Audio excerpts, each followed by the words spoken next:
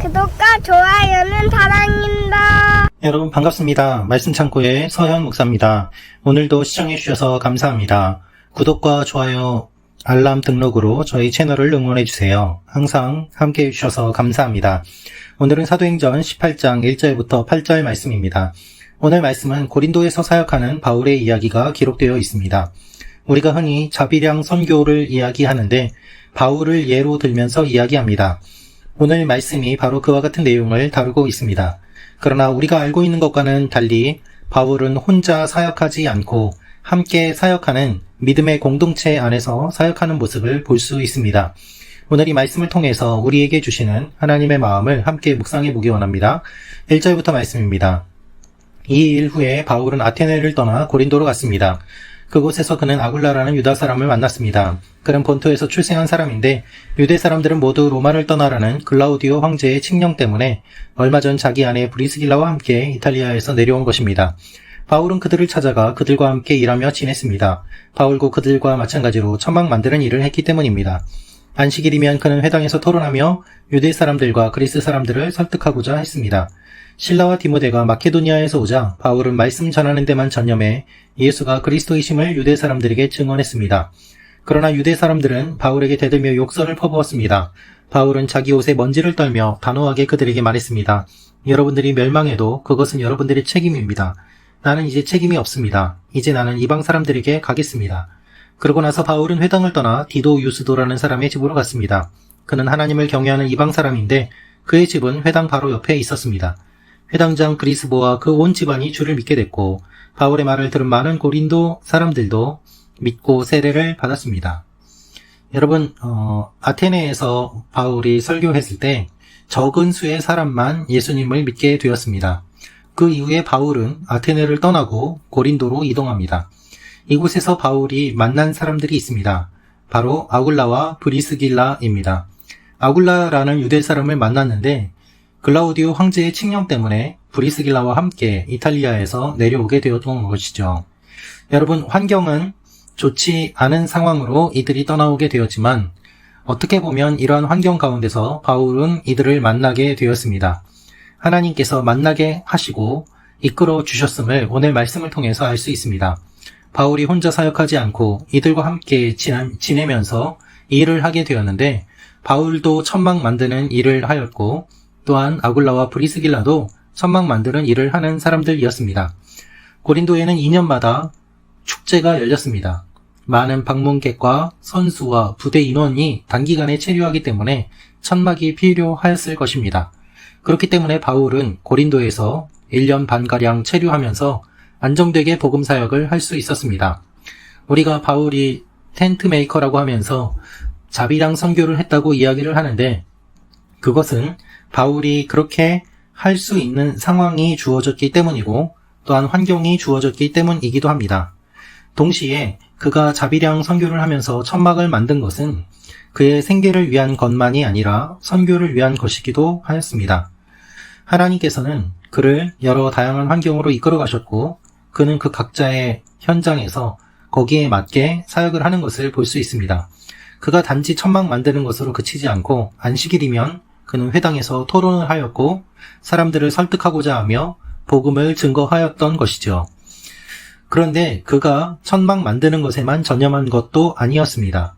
실라와 디모데가 마케도니아에서 오자 바울은 이제는 더 이상 천막 만드는 일을 하지 않고 말씀을 전하는 데만 전념하고 예수님이 그리스도이심을 유대 사람들에게 증언하였습니다.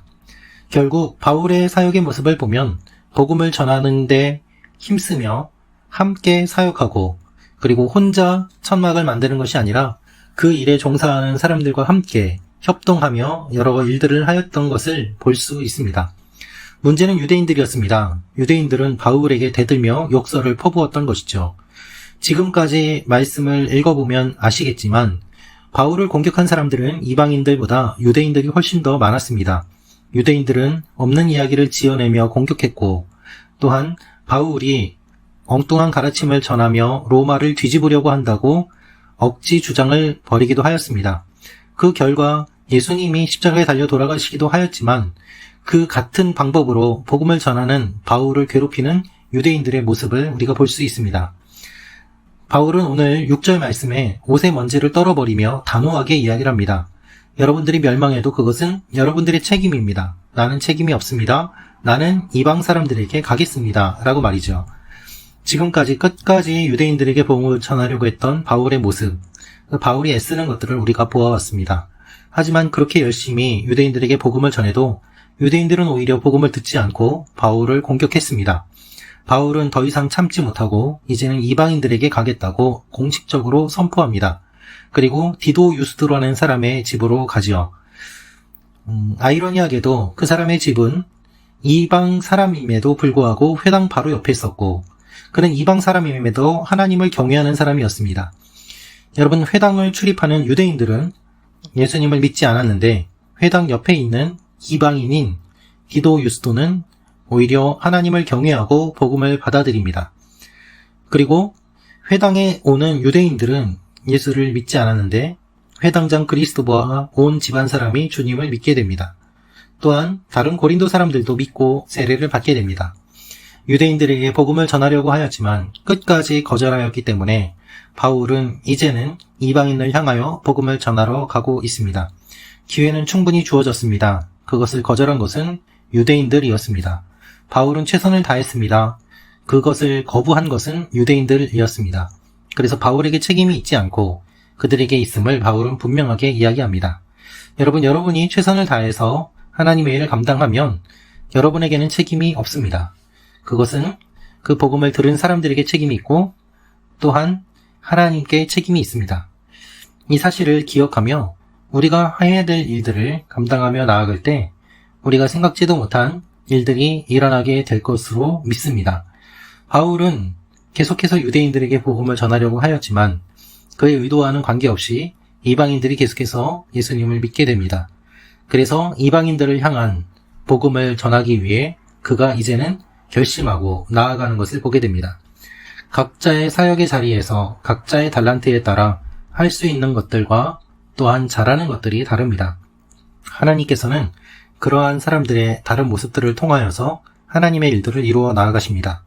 중요한 것은 오늘 동역자를 허락하신 하나님이 바울 혼자 사역하지 않고 아굴라와 브리스길라와 함께 사역할 수 있게 하셨다는 것이고 또한 하나님께서는 전도의 열매를 맺게 하셨다는 것입니다. 여러분, 혼자 사역하지 않고 함께 사역하는 것, 그리고 사역의 열매가 맺히는 것, 그것이 하나님께서 원하시는 것입니다. 홀로 사역하는 선교사님들과 사역자들을 위로하고 또한 우리가 힘을 내도록 격려하고 함께 주님의 일들을 감당하며 나아갈 때 하나님께서 많은 일들을 이루어 가실 것입니다. 오늘 말씀을 기억하며 우리의 삶에 무엇을 적용할지 함께 생각하며 나아가는 여러분과 제가 되기를 원합니다. 기도하겠습니다. 아버지 하나님, 오늘 말씀을 통하여서 우리가 바울의 모습을 보았습니다. 우리도 주님과 동행하게 하시고 또한 하나님의 일들을 감당하게 하시고 또한 하나님께서 이끄시는 대로 나아가는 하나님의 사람들이 되게 하여 주옵소서. 예수님의 이름으로 기도합니다. 아멘.